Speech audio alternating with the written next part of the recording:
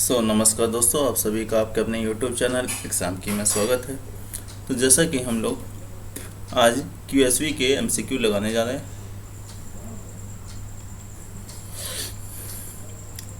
तो चलिए सबसे पहले क्वेश्चन से हम लोग स्टार्ट करते हैं।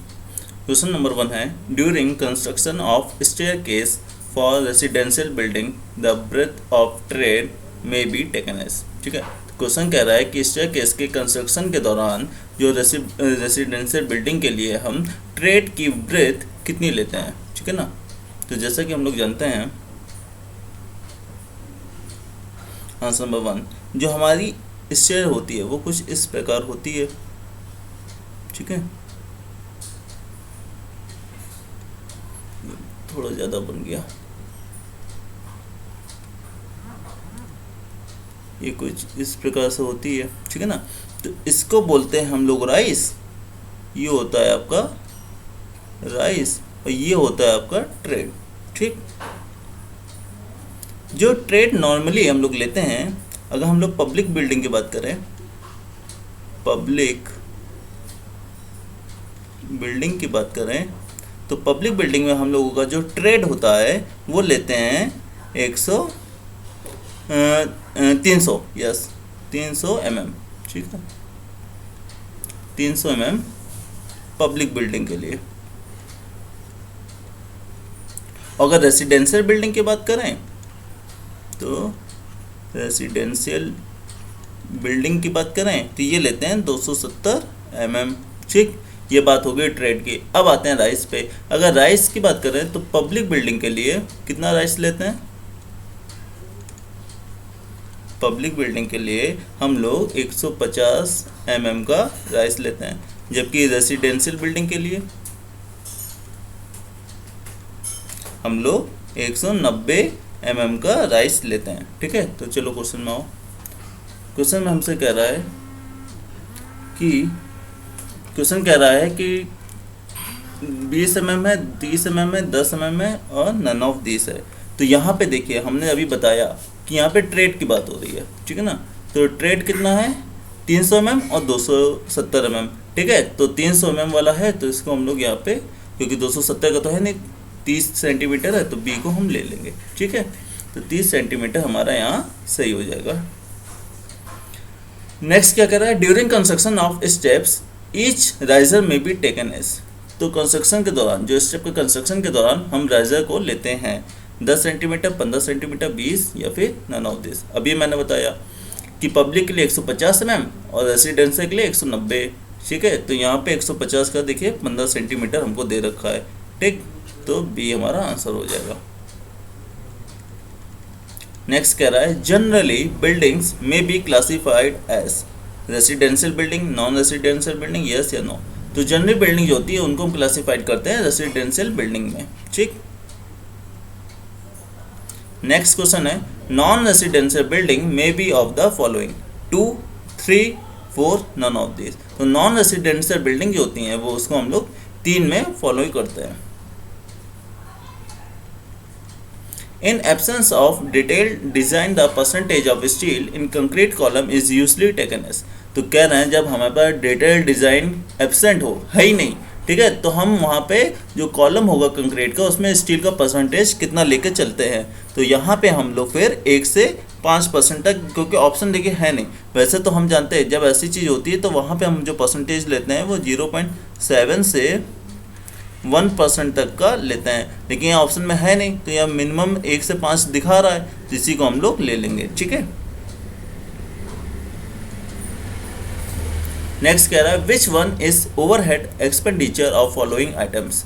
अब ओवरहेड एक्सपेंडिचर की बात हो रही है तो rent and taxes, establishment charges, office stationery item या वर्कमैन कंपनसेशन। तो देखो यहाँ पे डी ऑप्शन जो है यही सबसे डिफरेंट है। ठीक है, क्योंकि यहाँ रेंट और टैक्स की बात हो रही है, यहाँ पे चार्जेस की बात हो रही है, इसमें स्टेशनरी आइटम को ऑफिस के जो लग रहा है उसकी खरीदने की बात हो रही है, लेकिन यहाँ पे वर्कमैन कंपनसेशन की बात हो रही है कि लोगों का जो लोग काम कर रहे हैं उनके कंपनसेशन की बात हो रही है। तो आपका डी जो है वो अलग है ऑप्शन, तो यही आपका सही आंसर हो जाएगा कि ओवरहेड एक्सपेंडिचर है वो यहाँ पे हो जाएगा। तो इस तरह आप लोग भी ऐसा कर सकते हो। अगर क्वेश्चन में आपको नहीं समझ में आ रहा है तो आप लोग ऑप्शन से खेल लेना, ठीक है ना, तो ऑप्शन से आपको पता चल जाएगा। A revise estimate is prepared if the sanction estimate exceed.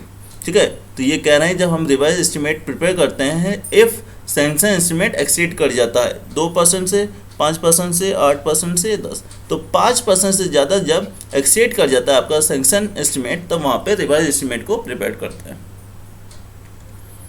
The measurement is not made in square metre in case of. ठीक है, तो स्क्वायर मीटर में हम कौन सा मेजरमेंट नहीं करते, डीपीसी, आरसी छज्जा, कंक्रीट, जफरीस या फॉर्म वर्क। तो आरसी छज्जा जो होता है इसको हम लोग क्यूबिक मीटर में लेते हैं। ठीक है, तो ये स्क्वायर मीटर में नहीं लिया जाता। In a detailed estimate the provision for contingency is usually. तो कह रहा है कि डिटेल एस्टिमेट में हम प्रोविजन ले रहे हैं कंटिजेंसी का, कितना, 1%, 3 से 5%, या फिर 10%, या फिर 12 से 15%। तो यहाँ पे जो हम लोग कंटिजेंसी लेते हैं वो 3 से 5% तक की लेते हैं। ठीक है, तो बी आंसर सही हो जाएगा। नेक्स्ट क्वेश्चन कह रहा है the unit of measurement for earth work in excavation in ordinary soils, earth work in mix soil with कंकड़, बजरी, etc when depth of excavation does not exceed 30 centimetre is. तो कह रहा है कि जब आप लोग एक्सकेवेशन में अर्थवर्क के लिए मेजरमेंट की यूनिट पूछ रहा है, जब ऑर्डिनरी सॉइल में हो या फिर अर्थवर्क इन मिक्स सॉइल में हो, जब कंकड़ बजरी के साथ हम करें, तो उस समय when depth of excavation does not exceed 30 centimetre, और जो आपकी डेप्थ है वो एक्सकेवेशन की वो एक्सीड नहीं करनी चाहिए 30 सेंटीमीटर से। पर metre, cubic metre, square metre, 100 square metre. तो ऐसे क्वेश्चन में हम जानते हैं ये जो आपके डेप्थ लेते हैं हम लोग यहाँ पे जो यूनिट मेजरमेंट की उसको स्क्वायर मीटर में कंसीडर करते हैं, तो सी हो जाएगा आंसर। नेक्स्ट क्वेश्चन क्या है, the unit of measurement for concrete work in RCC is in. तो आरसीसी में कंक्रीट वर्क के लिए हम यूनिट कौन सी मेजरमेंट लेते हैं, अभी जैसे पता है आरसी छज्जा के लिए क्यूबिक मीटर होती है, तो आरसीसी वर्क के लिए हम लोग जो लेते हैं वो क्यूबिक मीटर लेते हैं, तो बी आपका सही हो जाएगा। The unit of measurement for woodwork, indoor and window frame, beams, roof, trusses, etc. is in metre, square metre, cubic metre या कुंटल। तो भैया ये बताओ, खुद सोचो क्या होगा, आप यूनिट कौन सा मेजरमेंट करोगे वुड वर्क के लिए, क्यूबिक मीटर। ठीक है, तो सी आंसर सही हो जाएगा। The unit of measurement for steel work in trusses and its parts is in. तो स्टील वर्क के लिए कौन सी यूनिट का मेजरमेंट करते हैं, जब आप लोग घर बनवाते हो तो उसके लिए स्टील खरीदना जाते हो तो उसको हम लोग कुंटल में तोलवाते हैं। ठीक है ना, तो कुंटल हो जाएगा answer. In specification of earth work in foundation and in drain etc lead ordinary specified is. तो अर्थ वर्क के स्पेसिफिकेशन में जब फाउंडेशन में हो या फिर ड्रेन में हो तो उसमें कितना लेते हैं हम लोग, कितनी लीड ऑर्डिनरी स्पेसिफाई करते हैं, 30 या फिर 15 या फिर 50 या 10। तो यहाँ पर हम लोग 30 मीटर लेते हैं। ठीक है, तो ये वैल्यू याद रखना। नेक्स्ट क्या कर रहा है, number of bricks of size 20 centimetre into 10 centimetre into 10 centimetre required for 100 cubic metre of masonry wall. तो नंबर ऑफ ब्रिक्स पूछ रहा है। ठीक है, तो देखो आंसर है 15। तो कितना में दे रखा है 100 क्यूबिक मीटर, तो 100 क्यूबिक मीटर अपॉन साइज कितना है 200 सेंटीमीटर इंटू 10 सेंटीमीटर इंटू 10। ठीक है, कन्वर्ट कर लो तो ये हो जाएगा 0.2 मीटर इंटू 0.1 इंटू 0.1, क्योंकि 2 10 हैं, देख ले एक बार, 10 10, हाँ ठीक है। तो कन्वर्ट कर लो मीटर में। ठीक है, कन्वर्ट हो गए, निकाल दो इसको। जब सॉल्व करोगे तो सॉल्व करने पाएगा 50,000। ठीक, तो आंसर देख लो यहाँ पे 50,000 वाला। ठीक है ना, तो 15 का आपका हो जाएगा सी सही। ठीक, नेक्स्ट क्वेश्चन देखो, the expected outturn of brick work in cement mortar in foundation and plinth per mason per day. ठीक है, तो कितना आपका ब्रिक वर्क का होगा सीमेंट मोर्टार में, तो 1 metre cube, 1.25 metre cube, 1.5 metre cube, 1.75। तो यहाँ पे 1.25 मीटर क्यूब हम लोग लेते हैं। ठीक है ना, याद रखना सीमेंट मोर्टार की बात हो रही है, फाउंडेशन में plinth per mason per day की बात, तो 1.25 मीटर क्यूब। नेक्स्ट है the expected outturn of half brick work in partition wall per mason per day.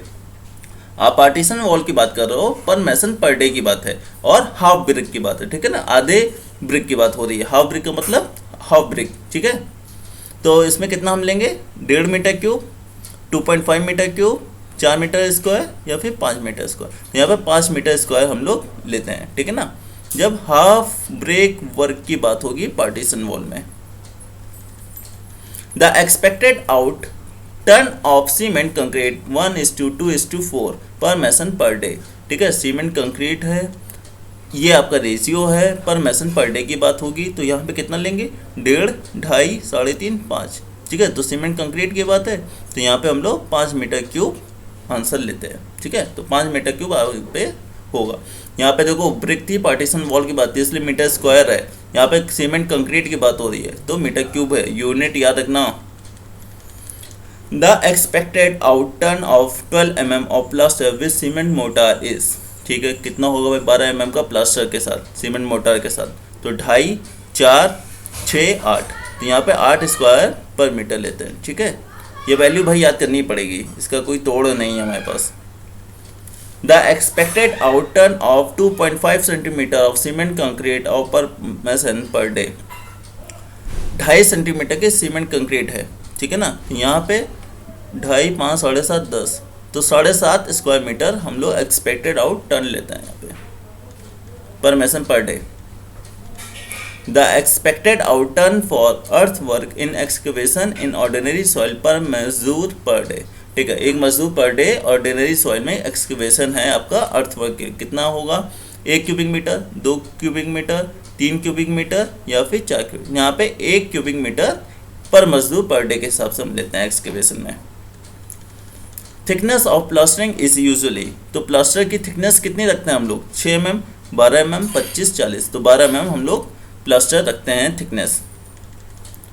In a detailed estimate the provision for contingency is, ठीक है। तो detail estimate में क्या provision होता है कंटिजेंसी के लिए, 1% का, 3 से 5% का, 10% का या 12 से 50, तो 3 से 5% का हम कंटिजेंसी का प्रोविजन रखते हैं डिटेल एस्टिमेट में।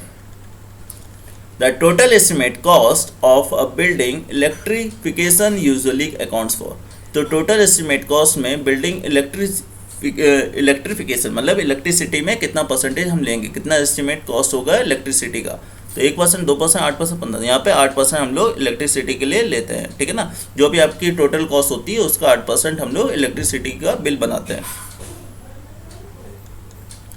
Which of the following is not the standard length of asbestos cement corrugated seat, ठीक है। तो आपकी एस्बेस्टस सीमेंट कोरुगेटेड सीट की स्टैंडर्ड लेंथ पूछ रहा है कि फॉलोइंग इज नॉट द, कौन से फॉलोइंग इसमें से नहीं है, ठीक है ना। तो 1.5, 1.75, 2. तो याद रखना जो एस्बेस्टस सीमेंट कोरुगेटेड सीट होती है इसकी जो स्टैंडर्ड लेंथ होती है ये होती है 1.5 होती है, 1.5 मीटर, 1.75 मीटर की होती है, लो लिखे दे रहा, ठीक है। 2.0 मीटर की पाई जाती है, 2.25 मीटर की पाई जाती है, 2.75 मीटर की पाई जाती है, 3.0 मीटर की पाई जाती है और 3.6 मीटर की पाई जाती है। तो देखो यहाँ इसमें से कौन सा ऐसा है जो नहीं पाई जाती, 1.5, 1.1, 2.5, 1.25। तो यहाँ पे जो 2.5 होती है, ठीक है, इसकी इस लेंथ की हमारी एस्बेस्टस सीमेंट कोरुगेटेड सीट नहीं होती है, ठीक है। तो सी हो जाएगा इसका आंसर। तो इस प्रकार आज हम लोगों ने 25 क्वेश्चन अपने QSP के कंप्लीट किए। आई होप गाइस कि आपको अच्छे समझ में आ गए। हाँ, इसमें कुछ वैल्यू ऐसी हैं जो आपको याद करनी पड़ेंगी, तो वो तो आपको याद ही करनी पड़ेंगी, उसका कोई तोड़ नहीं है किसी के पास, ठीक है गाइस। बाकी आपको सारे क्वेश्चन समझ में आ गए होंगे। तो आई होप गाइस कि आपको ये वीडियो अच्छा लगा होगा तो इसे लाइक कीजिएगा। अगर आप हमारे यूट्यूब चैनल पर नए हो तो इसे सब्सक्राइब करना ना भूलें। जय हिंद, जय भारत।